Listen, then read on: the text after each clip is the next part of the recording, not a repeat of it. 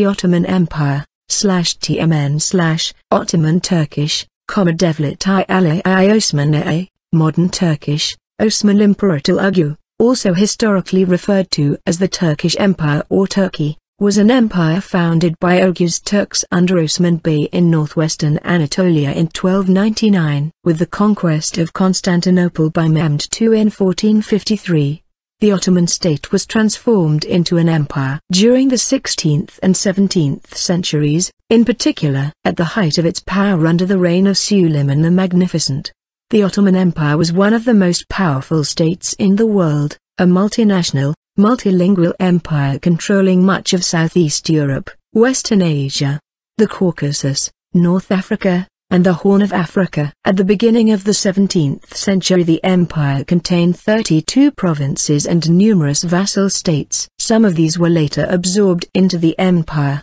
while others were granted various types of autonomy during the course of centuries. With Constantinople as its capital and control of vast lands around the Mediterranean basin, the Ottoman Empire was at the center of interactions between the Eastern and Western worlds for over 6 centuries. The empire was dissolved in the aftermath of World War I, leading to the emergence of the new state of Turkey in the Ottoman Anatolian heartland, as well as the creation of modern Balkan and Middle Eastern states. The word Ottoman is a historical anglicization of the name of Osman I, the founder of the empire and of the ruling house of Osman, also known as the Ottoman dynasty. Osman's name in turn was derived from the Persian form of the name Uthman of Arabic origin. In Ottoman Turkish, the empire was referred to as Devlet-i ʿAliyye-yi Osmâniyye, or alternatively Osmanlı Devlet-i.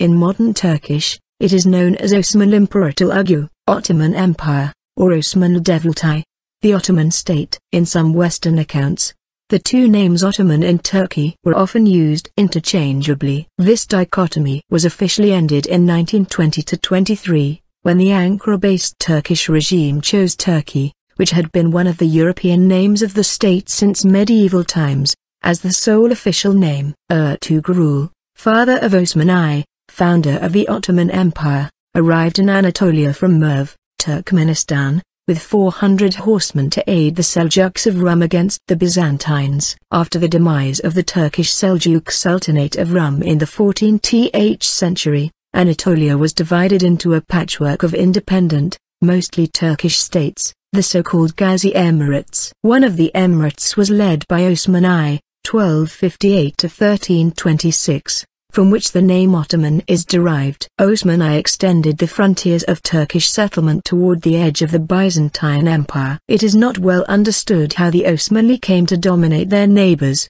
as the history of medieval Anatolia is still little known. In the century after the death of Osman I, Ottoman rule began to extend over the eastern Mediterranean and the Balkans. Osman's son, Orhan, captured the city of Bursa in 1324 and made it the new capital of the Ottoman state. The fall of Bursa meant the loss of Byzantine control over northwestern Anatolia.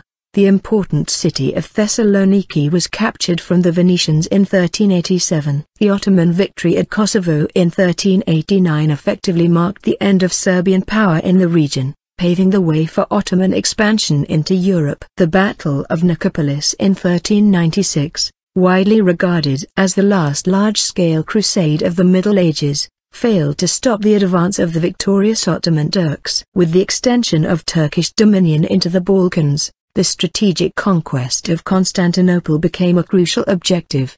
The empire controlled nearly all former Byzantine lands surrounding the city, but the Byzantines were temporarily relieved when the Turkish-Mongolian leader Timur invaded Anatolia from the east. In the Battle of Ankara in 1402, Timur defeated the Ottoman forces and took Sultan Bayezid I as a prisoner, throwing the empire into disorder.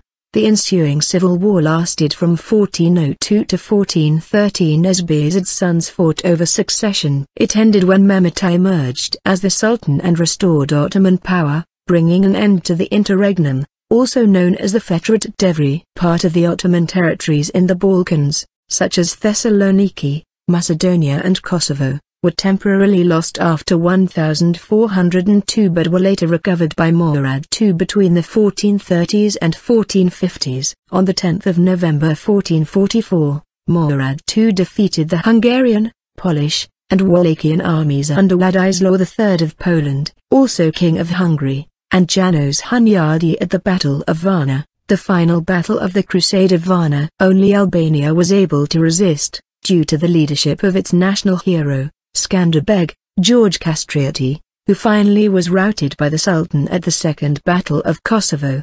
1448. 4 years later, János Hunyadi prepared another army, of Hungarian and Wallachian forces, to attack the Turks but was again defeated by Murad II at the Second Battle of Kosovo in 1448. Expansion and apogee, 1453 to 1566. The son of Murad II, Mehmed II, reorganized the state and the military, and conquered Constantinople on the 29th of May 1453. Mehmed allowed the Orthodox Church to maintain its autonomy and land in exchange for accepting Ottoman authority. Because of bad relations between the states of Western Europe and the later Byzantine Empire, the majority of the Orthodox population accepted Ottoman rule as preferable to Venetian rule. In the 15th and 16th centuries, the Ottoman Empire entered a period of expansion. The empire prospered under the rule of a line of committed and effective sultans. It also flourished economically due to its control of the major overland trade routes between Europe and Asia. Sultan Selim I, 1512 to 1520, dramatically expanded the empire's eastern and southern frontiers by defeating Shah Ismail of Safavid Persia, in the Battle of Childiran. Selim I established Ottoman rule in Egypt, and created a naval presence on the Red Sea. After this Ottoman expansion, a competition started between the Portuguese Empire and the Ottoman Empire to become the dominant power in the region. Suleiman the Magnificent, 1520 to 1566, captured Belgrade in 1521, conquered the southern and central parts of the Kingdom of Hungary as part of the Ottoman-Hungarian Wars, and, after his historical victory in the Battle of Mohacs in 1526, he established Turkish rule in the territory of present-day Hungary, except the western part, and other Central European territories. He then laid siege to Vienna in 1529, but failed to take the city. In 1532, he made another attack on Vienna, but was repulsed in the Siege of Guns. Transylvania, Wallach and, intermittently, Moldavia, became tributary principalities of the Ottoman Empire. In the east, the Ottoman Turks took Baghdad from the Persians in 1535, gaining control of Mesopotamia and naval access to the Persian Gulf. France and the Ottoman Empire, united by mutual opposition to Habsburg rule, became strong allies. The French conquests of Nice, 1543, and Corsica, 1553, occurred as a joint venture between the forces of the French King Francis I and Suleiman, and were commanded by the Ottoman admirals Barbarossa Hayreddin Pasha and Turgut Reis. A month prior to the siege of Nice, France supported the Ottomans with an artillery unit during the Ottoman conquest of Esartegum in 1543. After further advances by the Turks in 1543, the Habsburg ruler Ferdinand officially recognized Ottoman ascendancy in Hungary in 1547. In 1559, after the First Algerine-Portuguese War, the Ottoman Empire would later absorb the weakened Adal Sultanate into its domain. This expansion furthered Ottoman rule in Somalia and the Horn of Africa. This also increased its influence in the Indian Ocean to compete with the Portuguese with its close ally the Algerine Empire. By the end of Suleiman's reign, the empire's population totaled about 15 million people extending over 3 continents. Plus, the empire became a dominant naval force, controlling much of the Mediterranean Sea. By this time, the Ottoman Empire was a major part of the European political sphere. The success of its political and military establishment has been compared to the Roman Empire,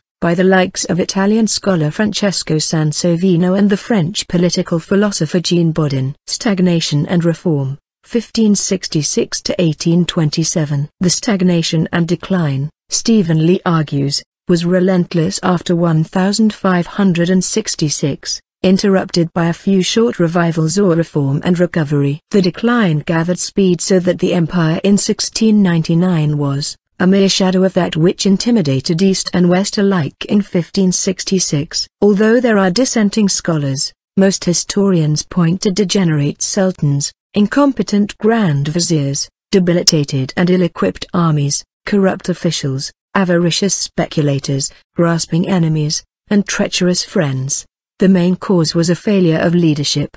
As Lee argues, the first 10 sultans from 1292 to 1566, with one exception, had done quite well. The next 13 sultans from 1566 to 1703, with 2 exceptions, were lackadaisical or incompetent rulers, said Lee. In a highly centralized system, the failure at the center proved fatal. A direct result was the strengthening of provincial elites who increasingly ignored Constantinople. Secondly, the military strength of European enemies grew stronger and stronger, while the Ottoman armies and arms scarcely improved. Finally, the Ottoman economic system grew distorted and impoverished. As war caused inflation, world trade moved in other directions, and the deterioration of law and order made economic progress difficult. The effective military and bureaucratic structures of the previous century came under strain during a protracted period of misrule by weak sultans. The Ottomans gradually fell behind the Europeans in military technology as the innovation that fed the empire's forceful expansion became stifled by growing religious and intellectual conservatism. But in spite of these difficulties, the empire remained a major expansionist power until the Battle of Vienna in 1683. Which marked the end of Ottoman expansion into Europe. The discovery of new maritime trade routes by Western European states allowed them to avoid the Ottoman trade monopoly. The Portuguese discovery of the Cape of Good Hope in 1488 initiated a series of Ottoman-Portuguese naval wars in the Indian Ocean throughout the 16th century. The Ajuran Empire allied with the Ottomans defied the Portuguese economic monopoly in the Indian Ocean by employing a new coinage which followed the Ottoman pattern, thus proclaiming an attitude of economic independence in regard to the Portuguese. Under Ivan IV, 1533 to 1584, the Tsardom of Russia expanded into the Volga and Caspian region at the expense of the Tatarkanates. In 1571, the Crimean Khan Devlet-i, supported by the Ottomans, burned Moscow.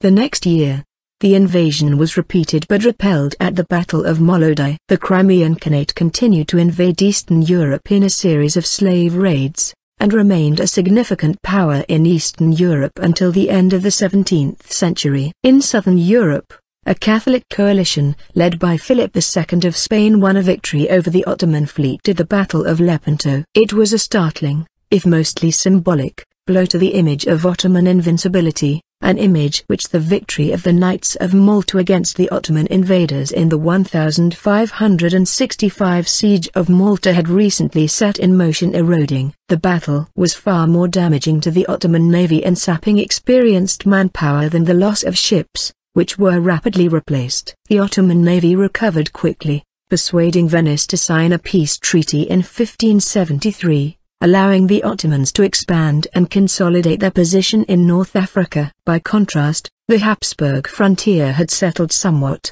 a stalemate caused by a stiffening of the Habsburg defenses. The long war against Habsburg Austria, 1593 to 1606, created the need for greater numbers of infantry equipped with firearms, resulting in a relaxation of recruitment policy. This contributed to problems of indiscipline and outright rebelliousness within the corps, which was never fully solved. Irregular sharpshooters, sekban, were also recruited, and on demobilization turned to brigandage in the July revolts, 1595 to 1610, which engendered widespread anarchy in Anatolia in the late 16th and early 17th centuries. With the empire's population reaching 30 million people by 1600, the shortage of land placed further pressure on the government. During his brief majority reign, Murad IV, 1612 to 1640, reasserted central authority and recaptured Yerevan,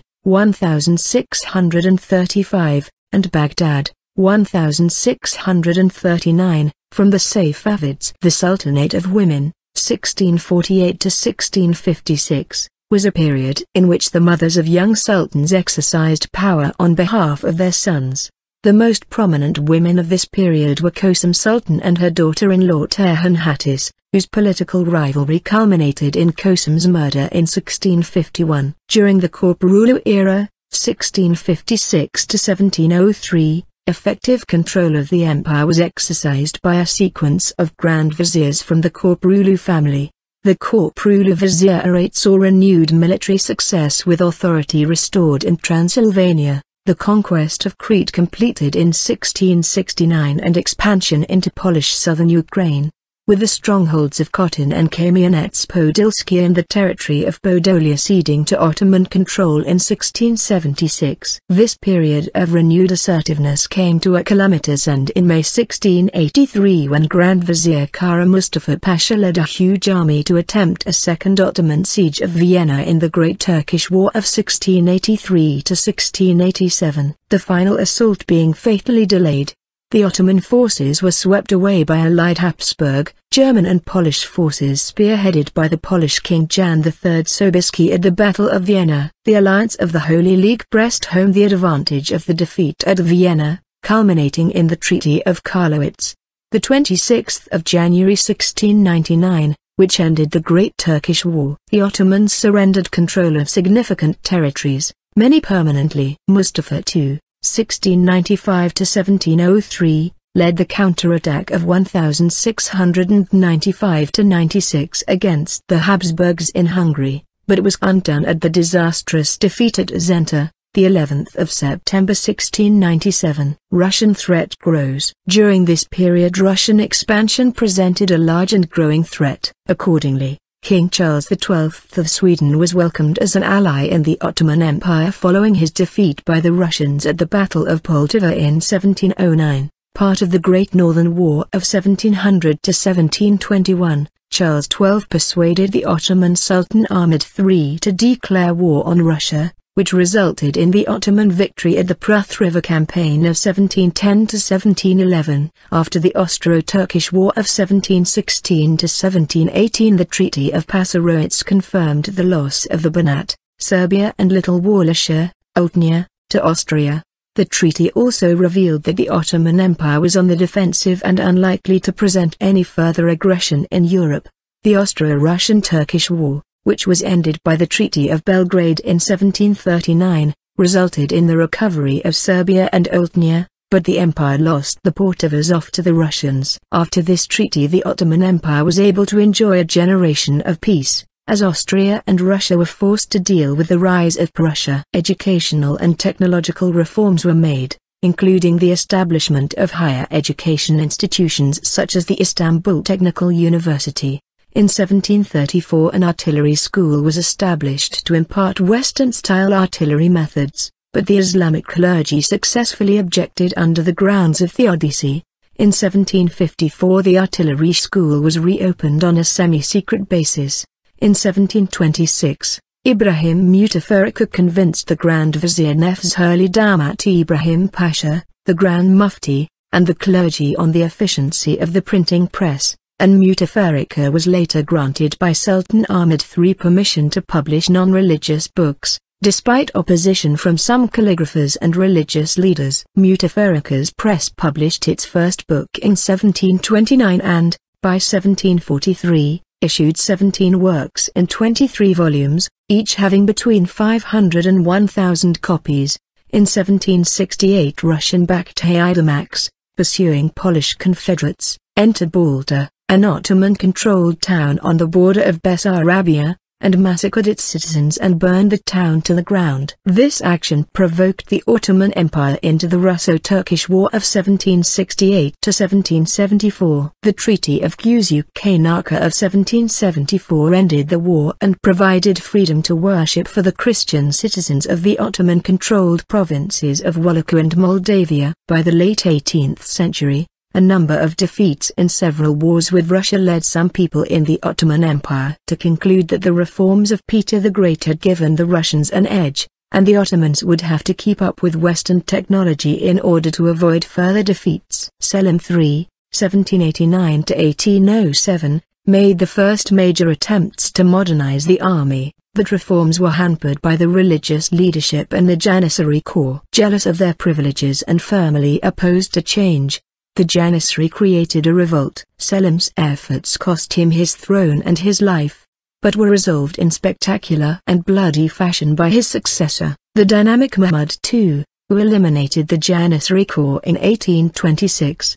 The Serbian Revolution, 1804–1815, marked the beginning of an era of national awakening in the Balkans during the Eastern Question. Suzerainty of Serbia as a hereditary monarchy under its own dynasty was acknowledged de jure in 1830. In 1821, the Greeks declared war on the Sultan. More than 100,000 Greeks were massacred or enslaved on the island of Chios in 1822. A rebellion that originated in Moldavia as a diversion was followed by the main revolution in the Peloponnese, which, along with the northern part of the Gulf of Corinth, became the first parts of the Ottoman Empire to achieve independence, in 1829. By the mid-19th century, the Ottoman Empire was called the sick man by Europeans. The suzerain states, the Principality of Serbia, Wallachia, Moldavia and Montenegro, moved towards de jure independence during the 1860s and 1870s. Decline and modernization, 1828–1908. During the Tanzimat period, 1839–1876. The government's series of constitutional reforms led to a fairly modern conscripted army, banking system reforms, the decriminalization of homosexuality, the replacement of religious law with secular law and guilds with modern factories. The Ottoman Ministry of Post was established in Istanbul on the 23rd of October 1840. Samuel Morse received a patent for the telegraph in 1847. Which was issued by Sultan Abdülmecid, who personally tested the new invention. Following this successful test, installation works of the first Turkish telegraph line, Istanbul-Adrianople Sumu, began on the 9th of August 1847. The reformist period peaked with the constitution, called the Kanunu Asasi. The empire's first constitutional era was short-lived. The parliament survived for only 2 years before the Sultan suspended it. The Christian population of the empire, owing to their higher educational levels, started to pull ahead of the Muslim majority, leading to much resentment on the part of the latter. In 1861, there were 571 primary and 94 secondary schools for Ottoman Christians with 140,000 pupils in total, a figure that vastly exceeded the number of Muslim children in school at the same time, who were further hindered by the amount of time spent learning Arabic and Islamic theology. In turn, the higher educational levels of the Christians allowed them to play a large role in the economy. In 1911, of the 654 wholesale companies in Istanbul, 528 were owned by ethnic Greeks. The Crimean War, 1853–1856, was part of a long-running contest between the major European powers for influence over territories of the declining Ottoman Empire. The financial burden of the war led the Ottoman state to issue foreign loans amounting to £5 million on the 4th of August 1854. The war caused an exodus of the Crimean Tatars, about 200,000 of whom moved to the Ottoman Empire in continuing waves of emigration. Toward the end of the Caucasian Wars, 90% of the Circassians were ethnically cleansed and exiled from their homelands in the Caucasus and fled to the Ottoman Empire, resulting in the settlement of 500,000 to 700,000 Circassians in Turkey. Some Circassian organizations give much higher numbers, totaling 1.5 million deported and or killed. Belgrade in c. 1865. In 1867, the Ottoman government was forced by Britain and France to retreat its military from northern Serbia, which secured the country's de facto independence, formalized in the aftermath of the Russo-Turkish War of 1877–78 and the Congress of Berlin in 1878. The Ottoman Bashibasks brutally suppressed the Bulgarian uprising of 1876, massacring up to 100,000 people in the process. The Russo-Turkish War, 1877–1878, ended with a decisive victory for Russia. As a result, Ottoman holdings in Europe declined sharply, Bulgaria was established as an independent principality inside the Ottoman Empire. Romania achieved full independence. Serbia and Montenegro finally gained complete independence, but with smaller territories. In 1878, Austria-Hungary unilaterally occupied the Ottoman provinces of Bosnia-Herzegovina and Novi Pazar. Although the Ottoman government contested this move, its troops were defeated within 3 weeks. In return for British Prime Minister Benjamin Disraeli's advocacy for restoring the Ottoman territories on the Balkan Peninsula during the Congress of Berlin, Britain assumed the administration of Cyprus in 1878 and later sent troops to Egypt in 1882 with the pretext of helping the Ottoman government to put down the Urabi revolt, effectively gaining control in both territories. From 1894 to 1896, between 100,000 and 300,000 Armenians living throughout the empire were killed in what became known as the Hamidian massacres. As the Ottoman Empire gradually shrank in size, many Balkan Muslims migrated to the empire's remaining territory in Balkans or to the heartland in Anatolia. By 1923, only Anatolia and Eastern Thrace remained as the Muslim land. Defeat and dissolution, 1908 to 1922. The second constitutional era began after the Young Turk Revolution, the 3rd of July 1908. With the Sultan's announcement of the restoration of the 1876 constitution and the reconvening of the Ottoman Parliament.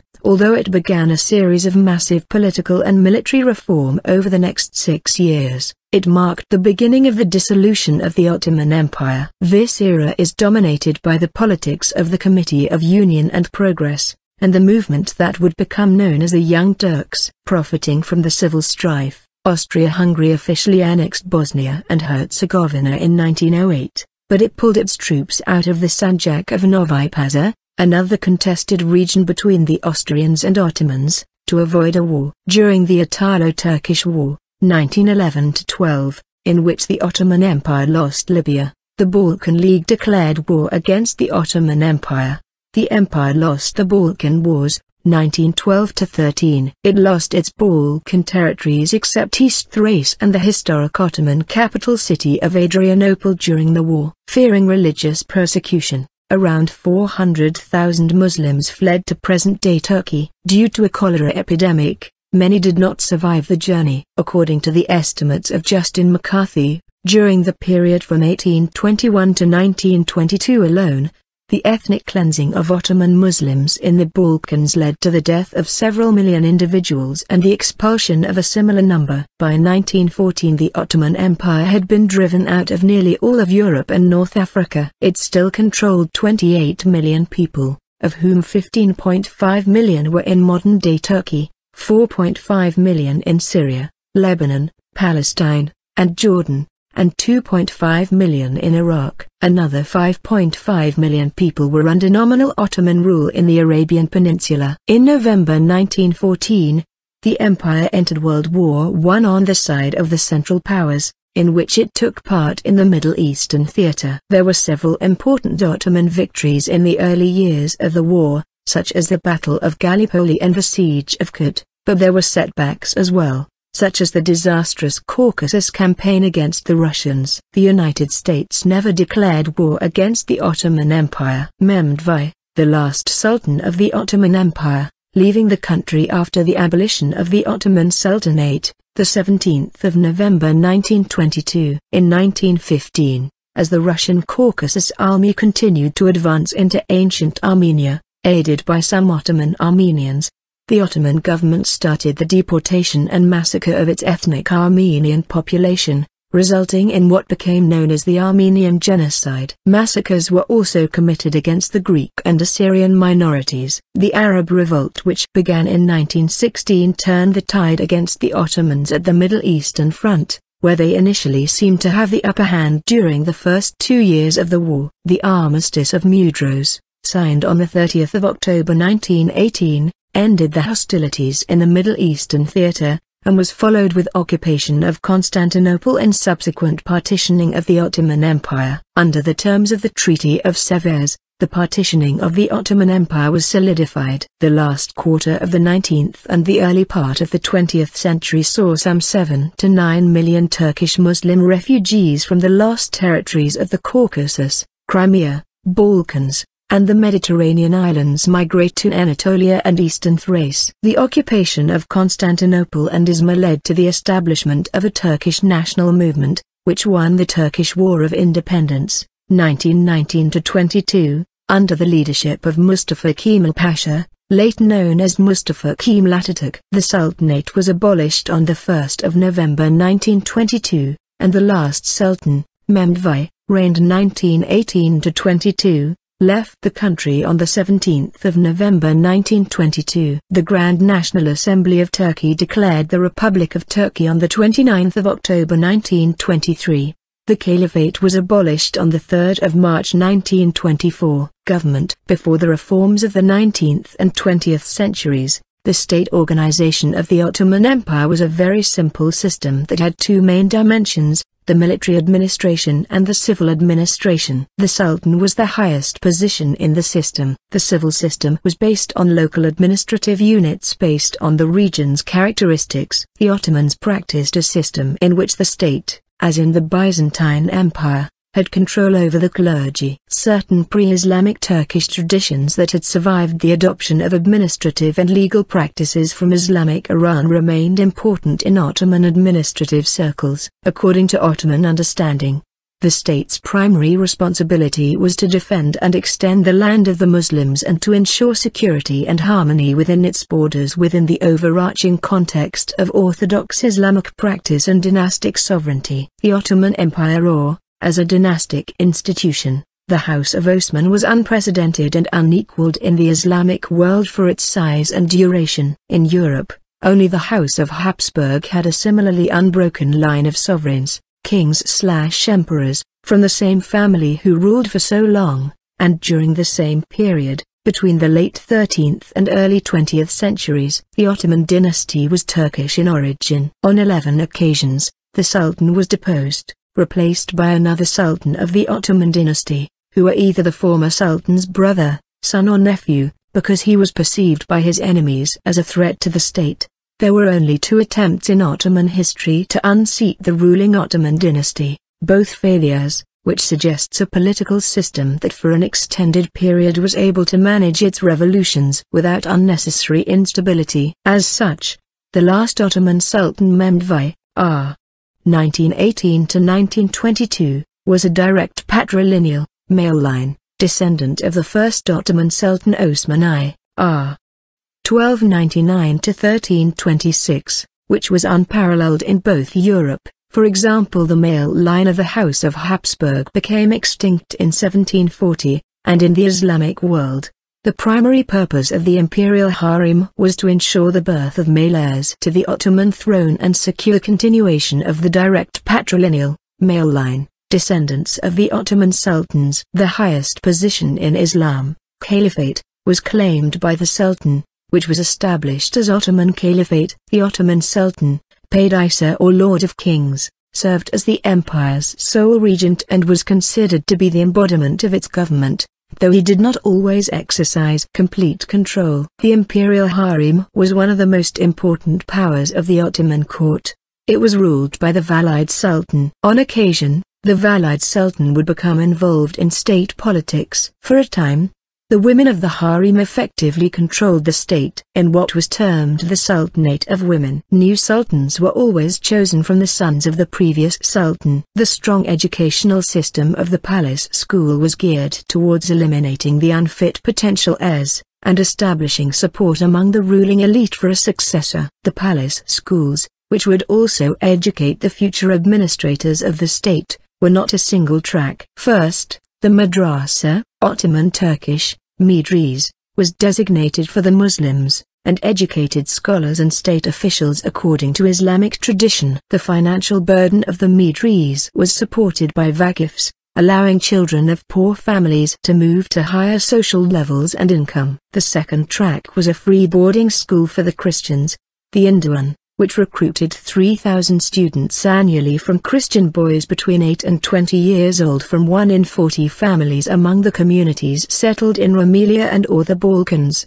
a process known as devshirme. Though the Sultan was the supreme monarch, the Sultan's political and executive authority was delegated. The politics of the state had a number of advisors and ministers gathered around a council known as divan. After the 17th century it was renamed the Porti. The divan, in the years when the Ottoman state was still a beylik, was composed of the elders of the tribe. Its composition was later modified to include military officers and local elites, such as religious and political advisors. Later still, beginning in 1320, a Grand Vizier was appointed to assume certain of the Sultan's responsibilities. The Grand Vizier had considerable independence from the Sultan with almost unlimited powers of appointment, dismissal and supervision. Beginning with the late 16th century, sultans withdrew from politics and the Grand Vizier became the de facto head of state. A historical map showing Elis, administrative regions, of Ottoman Empire in Europe and Asia in 1890. Throughout Ottoman history, there were many instances in which local governors acted independently, and even in opposition to the ruler. After the Young Turk Revolution of 1908, the Ottoman state became a constitutional monarchy. The Sultan no longer had executive powers. A parliament was formed, with representatives chosen from the provinces. The representatives formed the imperial government of the Ottoman Empire. This eclectic administration was apparent even in the diplomatic correspondence of the empire, which was initially undertaken in the Greek languages to the west. The Tughra were calligraphic monograms, or signatures, of the Ottoman sultans, of which there were 35. Carved on the sultan's seal, they bore the names of the sultan and his father. The statement and prayer, ever victorious, was also present in most. The earliest belonged to Orhan Ghazi. The ornately stylized Tughra spawned a branch of Ottoman Turkish calligraphy. Law. The Ottoman legal system accepted the religious law over its subjects. At the same time the Kanun, or Kanun, a secular legal system, coexisted with religious law or Sharia. The Ottoman Empire was always organized around a system of local jurisprudence. Legal administration in the Ottoman Empire was part of a larger scheme of balancing central and local authority. Ottoman power revolved crucially around the administration of the rights to land, which gave a space for the local authority to develop the needs of the local millet. The jurisdictional complexity of the Ottoman Empire was aimed to permit the integration of culturally and religiously different groups. The Ottoman system had 3 court systems, one for Muslims, one for non-Muslims, involving appointed Jews and Christians ruling over their respective religious communities, and the trade court. The entire system was regulated from above by means of the administrative kanun, that is laws, a system based upon the Turkic yasa and tor, which were developed in the pre-Islamic era. An Ottoman trial, 1877. These court categories were not, however, wholly exclusive. For instance, the Islamic courts, which were the empire's primary courts, could also be used to settle a trade conflict or disputes between litigants of differing religions, and Jews and Christians often went to them to obtain a more forceful ruling on an issue. The Ottoman state tended not to interfere with non-Muslim religious law systems, despite legally having a voice to do so through local governors. The Islamic Sharia law system had been developed from a combination of the Quran, the Hadith, or words of the Prophet Muhammad, ijma, or consensus of the members of the Muslim community, qiyas, a system of analogical reasoning from earlier precedents, and local customs. Both systems were taught at the empire's law schools, which were in Istanbul and Bursa. An unhappy wife complains to the Qadi about her husband's impotence. Ottoman miniature. The Ottoman Islamic legal system was set up differently from traditional European courts. Presiding over Islamic courts would be a Qadi,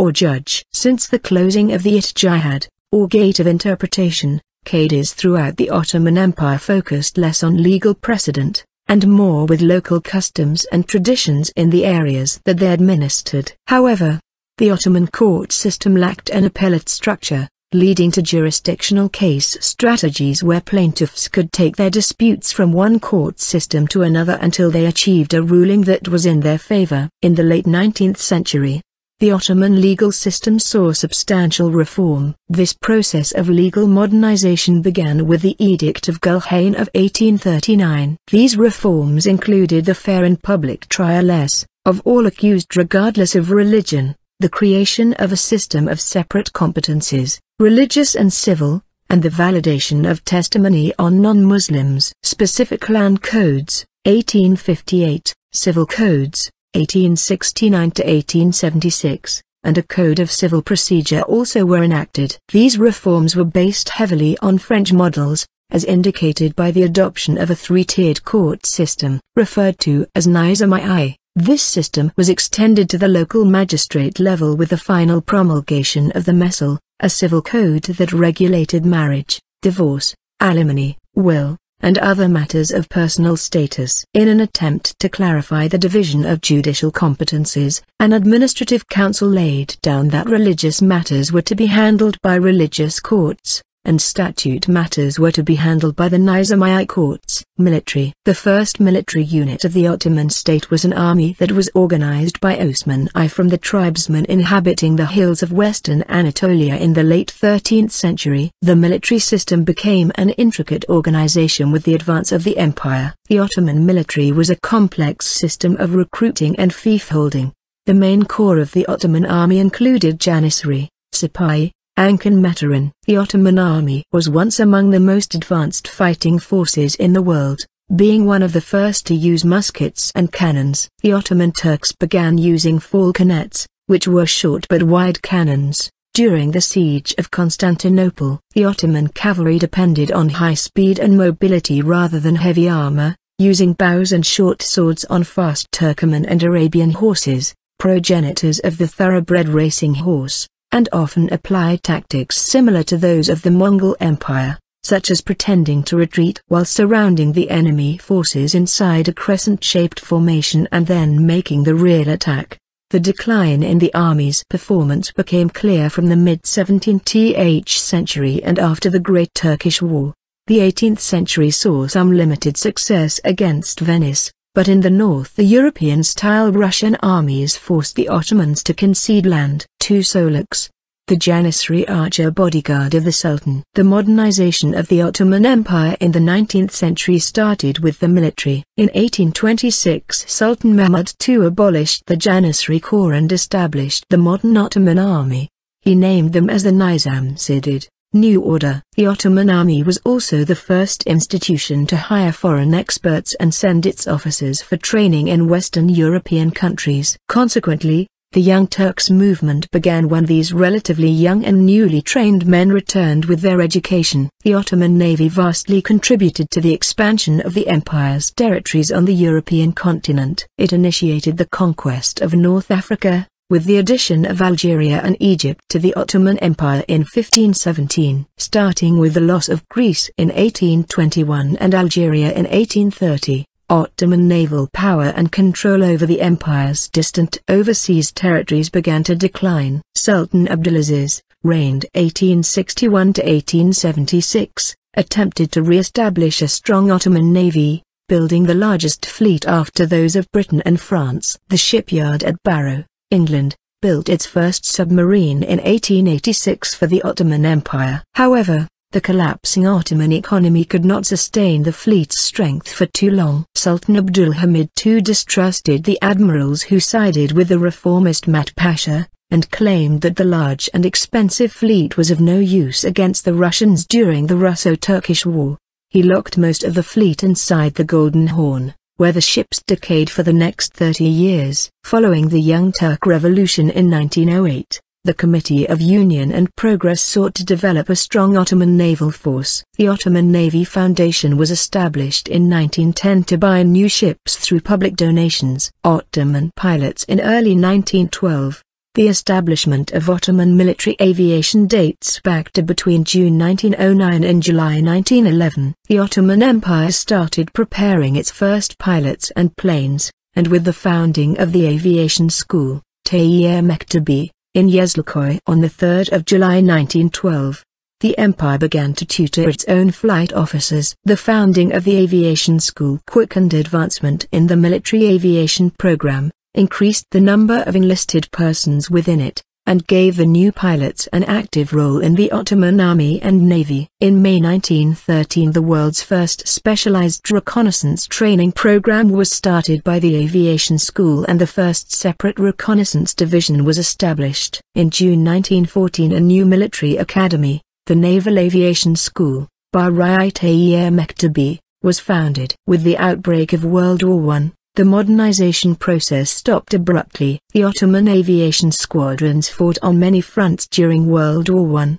from Galicia in the west to the Caucasus in the east and Yemen in the south. Administrative divisions. In 1795, the Ottoman Empire was first subdivided into provinces, in the sense of fixed territorial units with governors appointed by the Sultan. In the late 14th century, the ʿAliyye, also Pashalik or Biliblik, was the territory of office of a Bilabi, and was further subdivided in Seljuks. The vilayets were introduced with the promulgation of the vilayet law, Turkish, Teskil-i Vilayet Nizam Namesi, in 1864, as part of the Tanzimat reforms. Unlike the previous ʿAliyye system, the 1864 law established a hierarchy of administrative units: the vilayet, leva, sanjak, kasa and village council, to which the 1871 vilayet law added the nabai. Economy. Ottoman government deliberately pursued a policy for the development of Bursa, Adrianople and Istanbul,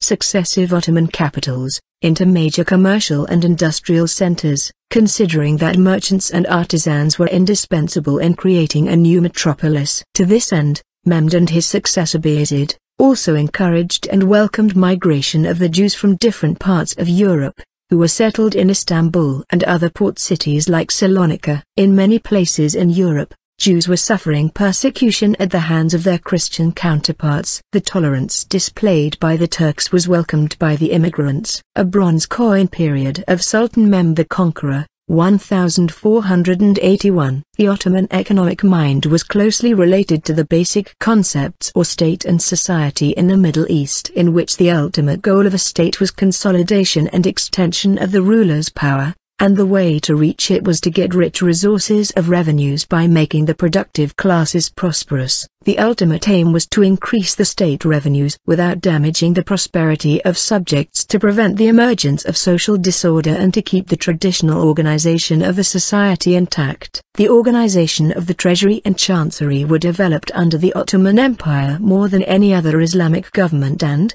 until the 17th century, they were the leading organization among all their contemporaries. This organization developed a scribal bureaucracy, known as men of the pen, as a distinct group, partly highly trained ulama, which developed into a professional body. The effectiveness of this professional financial body stands behind the success of many great Ottoman statesmen. The Ottoman Bank was founded in 1856 in Istanbul. In August 1896, the bank was captured by members of the Armenian Revolutionary Federation.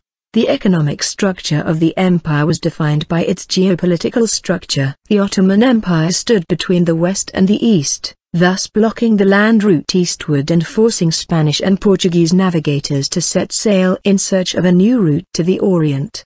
The empire controlled the spice route that Marco Polo once used. When Vasco da Gama bypassed Ottoman-controlled routes and established direct trade links with India in 1498, and Christopher Columbus first journeyed to the Bahamas in 1492, the Ottoman Empire was at its zenith. Modern Ottoman studies think that the change in relations between the Ottoman Turks and Central Europe was caused by the opening of the new sea routes. It is possible to see the decline in the significance of the land routes to the east as Western Europe opened the ocean routes that bypassed the Middle East and Mediterranean as parallel to the decline of the Ottoman Empire itself. The Anglo-Ottoman Treaty, also known as the Treaty of Baltiliman, that opened the Ottoman markets directly to English and French competitors, would be seen as one of the staging posts along this development. By developing commercial centers and routes, encouraging people to extend the area of cultivated land in the country and international trade through its dominions, the state performed basic economic functions in the empire.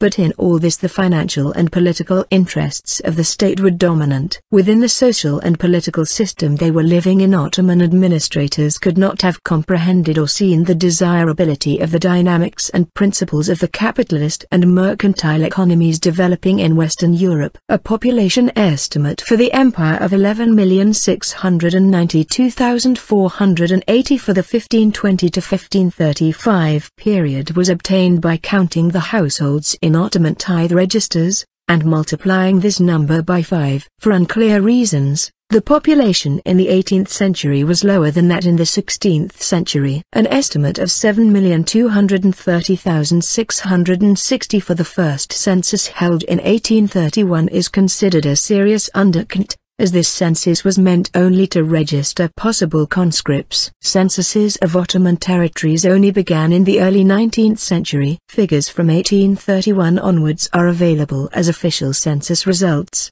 but the censuses did not cover the whole population. For example, the 1831 census only counted men and did not cover the whole empire. For earlier periods, estimates of size and distribution of the population are based on observed demographic patterns. However, it began to rise to reach 25 to 32 million by 1800, with around 10 million in the European provinces, primarily the Balkans, 11 million in the Asiatic provinces and around 3 million in the African provinces. Population densities were higher in the European provinces, double those in Anatolia, which in turn were triple the population densities of Iraq and Syria and 5 times the population density of Arabia. Towards the end of the empire's existence, life expectancy was 49 years. Compared to the mid-20s in Serbia at the beginning of the 19th century. Epidemic diseases and famine caused major disruption and demographic changes.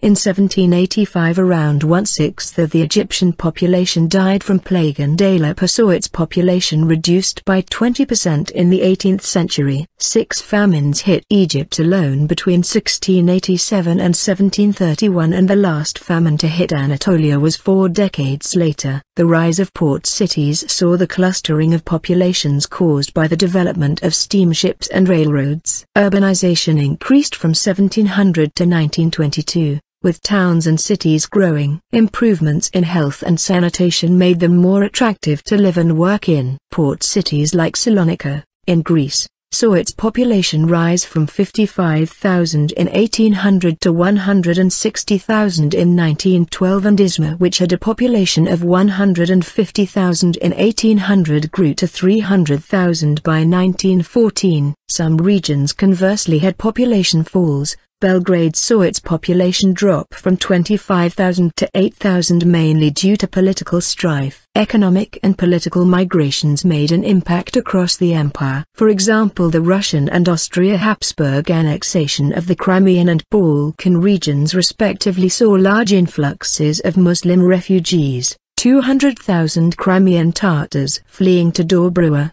Between 1783 and 1913. Approximately 5 to 7 million refugees flooded into the Ottoman Empire, at least 3.8 million of whom were from Russia. Some migrations left indelible marks, such as political tension between parts of the empire, for example Turkey and Bulgaria, whereas centrifugal effects were noticed in other territories. Simpler demographics emerging from diverse populations. Economies were also impacted with the loss of artisans, merchants, manufacturers and agriculturists. Since the 19th century, a large proportion of Muslim peoples from the Balkans emigrated to present-day Turkey. These people are called Mahusir.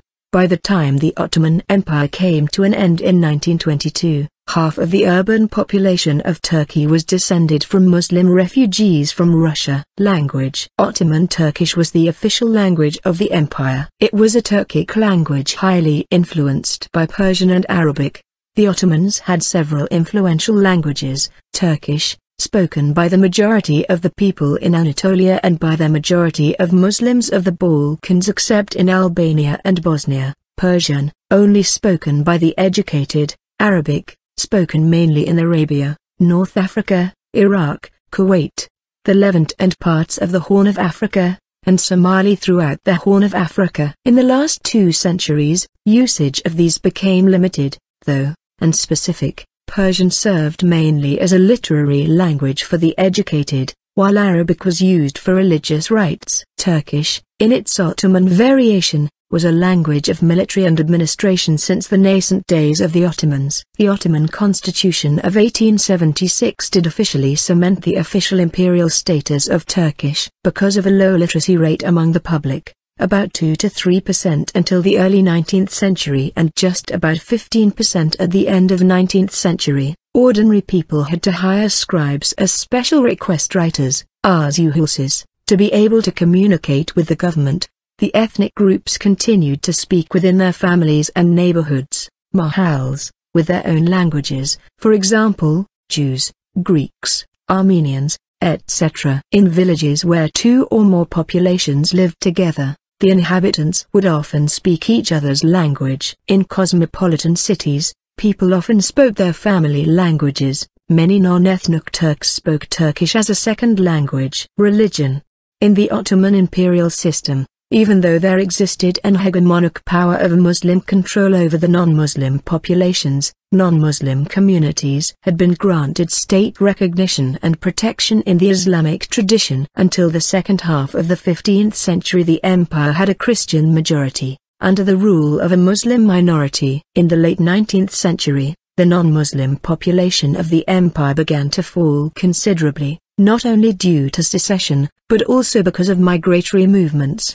The proportion of Muslims amounted to 60% in the 1820s, gradually increasing to 69% in the 1870s and then to 76% in the 1890s. By 1914, only 19.1% of the empire's population was non-Muslim, mostly made up of Christian Greeks, Assyrians, Armenians, and Jews. Islam. Turkic peoples practiced a variety of shamanism before adopting Islam. Abbasid influence in Central Asia was ensured through a process that was greatly facilitated by the Abbasid victory at the 751 Battle of Talas against the Chinese Tang dynasty. After this battle, many of the various Turkic tribes, including the Oghuz Turks, who were the ancestors of both the Seljuks and the Ottomans, gradually converted to Islam, and brought the religion with them to Anatolia beginning in the 11th century. Muslim sects regarded as heretical, such as the Druze,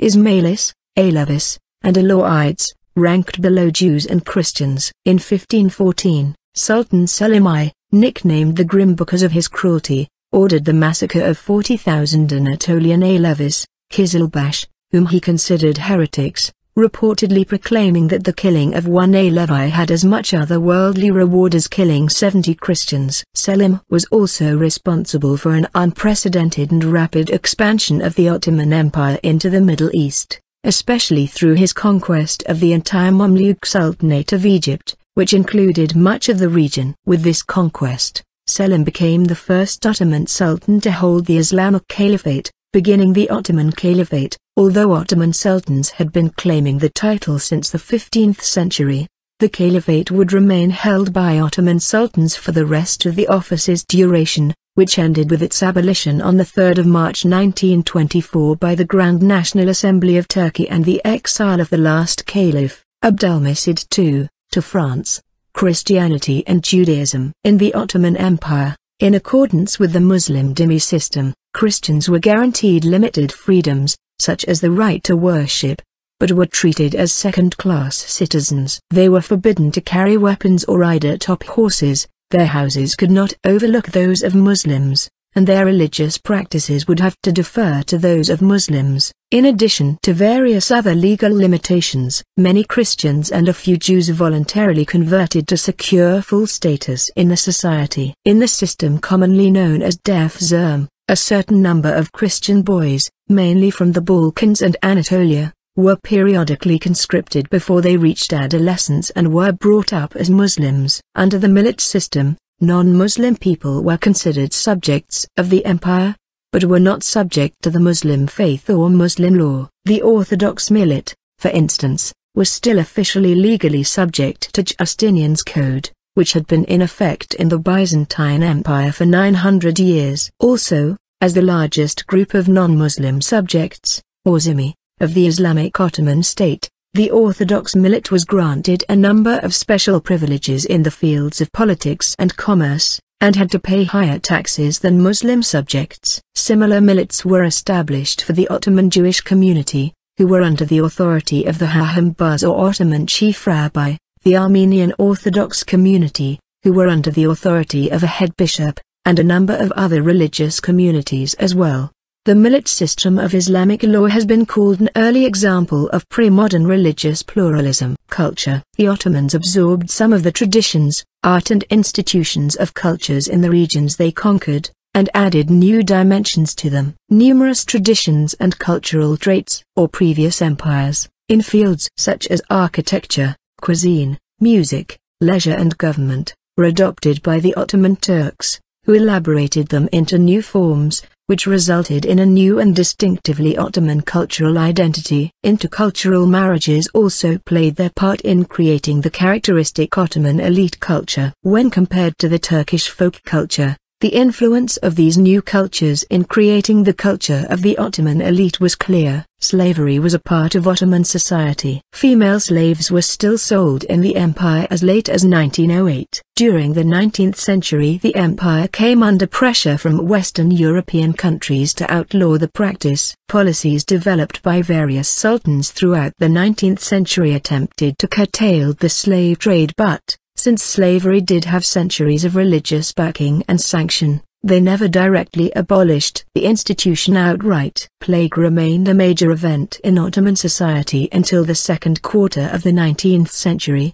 Between 1701 and 1750, 37 larger and smaller plague epidemics were recorded in Istanbul, and 31 between 1751 and 1801. Literature. The two primary streams of Ottoman written literature are poetry and prose. Poetry was by far the dominant stream. Until the 19th century, Ottoman prose did not contain any examples of fiction. There were no counterparts to, for instance, the European romance, short story, or novel. Analogue genres did exist, though, in both Turkish folk literature and in divan poetry. Ottoman divan poetry was a highly ritualized and symbolic art form. From the Persian poetry that largely inspired it, it inherited a wealth of symbols whose meanings and interrelationships, both of similitude, mora-at-inaz-ear, tenasub, and opposition, tezad, were more or less prescribed. Divan poetry was composed through the constant juxtaposition of many such images within a strict metrical framework, thus allowing numerous potential meanings to emerge. The vast majority of divan poetry was lyric in nature, either ghazals, which make up the greatest part of the repertoire of the tradition, or qasids. There were, however, other common genres, most particularly the mesnevi, a kind of verse romance and thus a variety of narrative poetry. The two most notable examples of this form are the Layli and Majnun of Fuzuli and the Husnu Diarisi's Ask of Sayh Galib. Ahmet Nedim Efendi, one of the most celebrated Ottoman poets. Until the 19th century, Ottoman prose never managed to develop to the extent that contemporary divan poetry did. A large part of the reason for this was that much prose was expected to adhere to the rules of seconds, also transliterated as sesi, or rhymed prose, a type of writing descended from the Arabic sajand which prescribed that between each adjective and noun in a string of words, such as a sentence, there must be a rhyme. Nevertheless, there was a tradition of prose in the literature of the time, though exclusively non-fictional in nature. One apparent exception was Muhayalat, Fancies, by Giritli Aliaziz Effendi, a collection of stories of the fantastic written in 1796, though not published until 1867. Due to historically close ties with France, French literature came to constitute the major Western influence on Ottoman literature throughout the latter half of the 19th century. As a result, many of the same movements prevalent in France during this period also had their Ottoman equivalents in the developing Ottoman prose tradition. For instance, the influence of Romanticism can be seen during the Tanzimat period, and that of the realist and naturalist movements in subsequent periods. In the poetic tradition, on the other hand, it was the influence of the symbolist and Parnassan movements that became paramount. Many of the writers in the Tanzimat period wrote in several different genres simultaneously. For instance, The poet Namık Kemal also wrote the important 1876 novel Intibah, Awakening, while the journalist Ibrahim Sinazi is noted for writing, in 1860, the first modern Turkish play, the one-act comedy Sarıvulun Messi.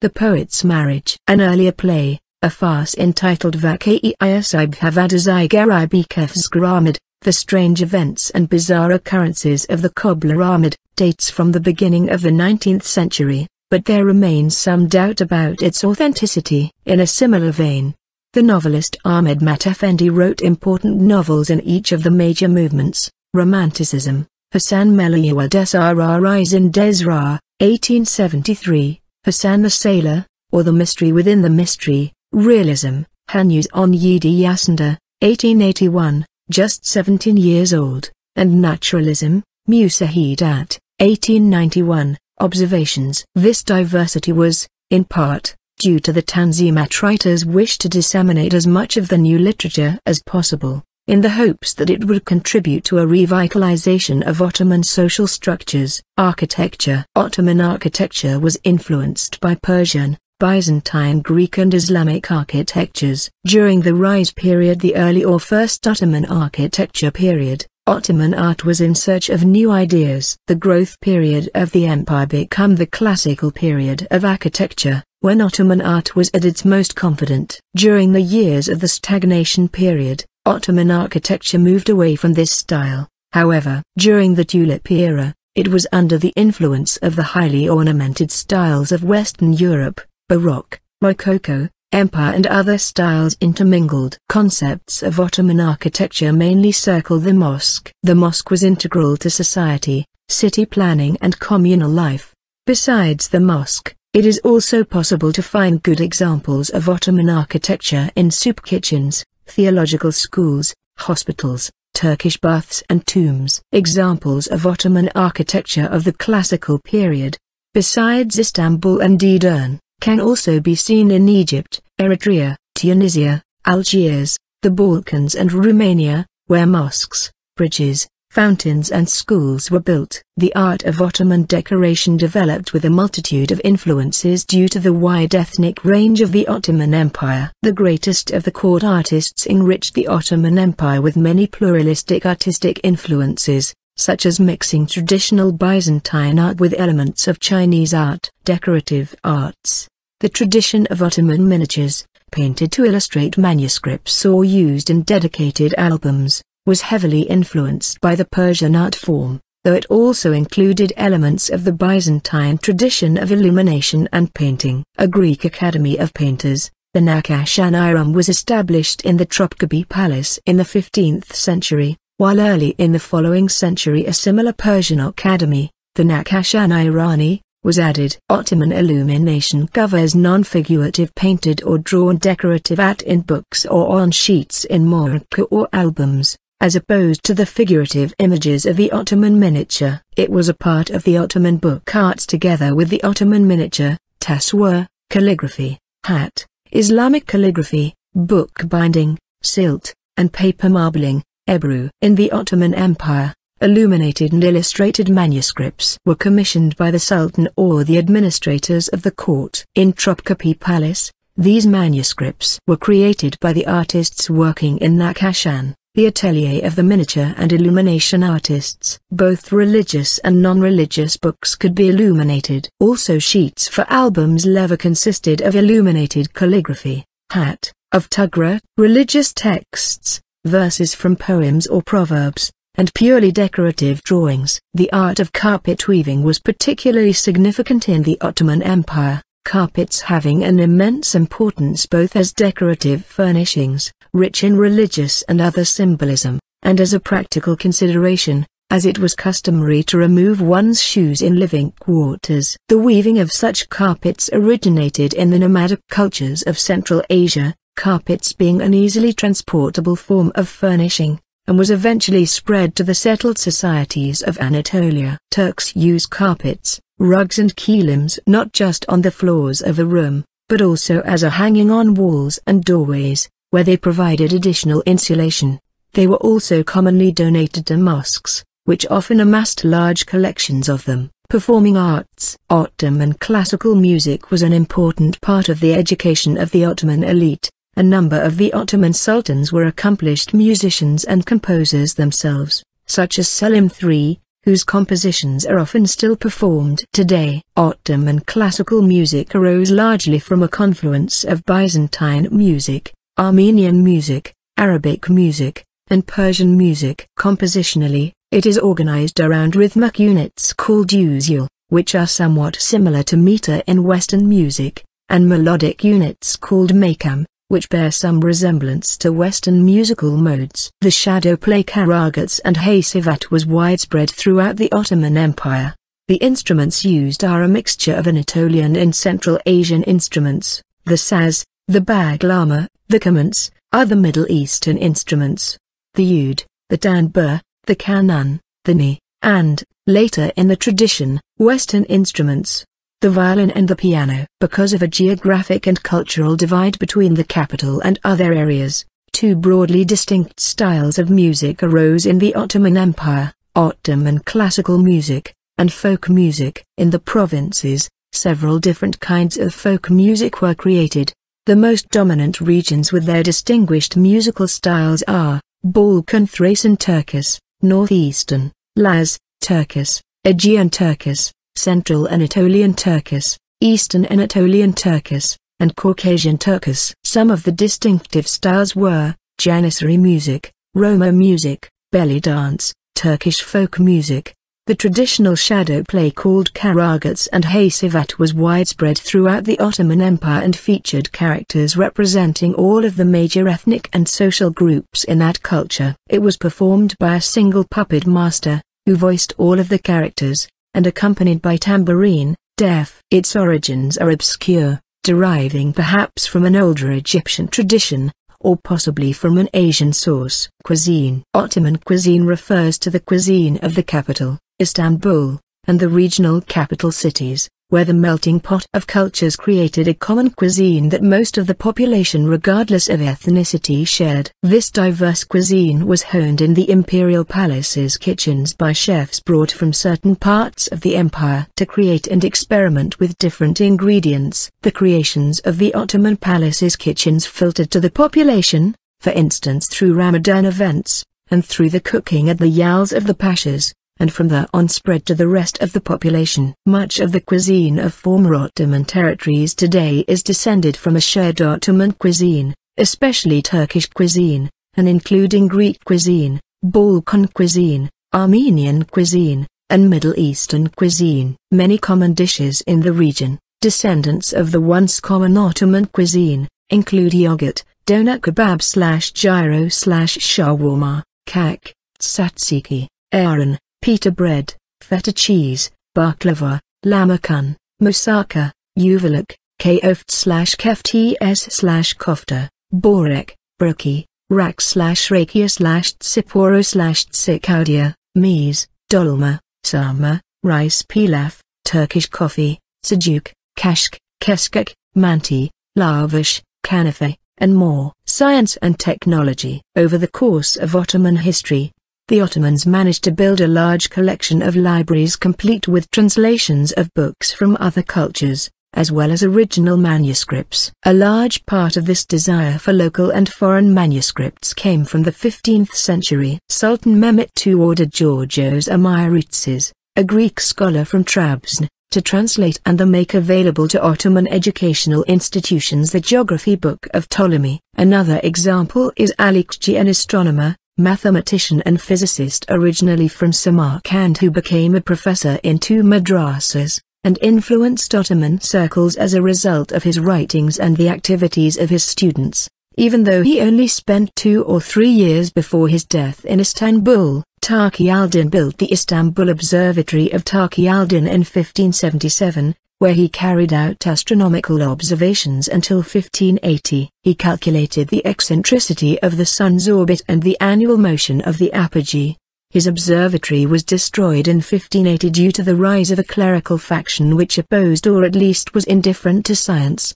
In 1660 the Ottoman scholar Ibrahim Effendi al-Zaygtvari Tezkirasi translated Noel Durant's French astronomical work, written in 1637, into Arabic. Seraphtin Tabunkuglu was the author of the first surgical atlas and the last major medical encyclopedia from the Islamic world. Though his work was largely based on Abu al-Qasim al-Zarru'i's al-Tasrif, Tabunkuglu introduced many innovations of his own. Female surgeons were also illustrated for the first time. An example of a watch which measured time in minutes was created by an Ottoman watchmaker, Mesha Shaydidi, in 1702. In the 19th century, Ishak Effendi is credited with introducing the then current Western scientific ideas and developments to the Ottoman and wider Muslim world, as well as the invention of a suitable Turkish and Arabic scientific terminology, through his translations of Western works.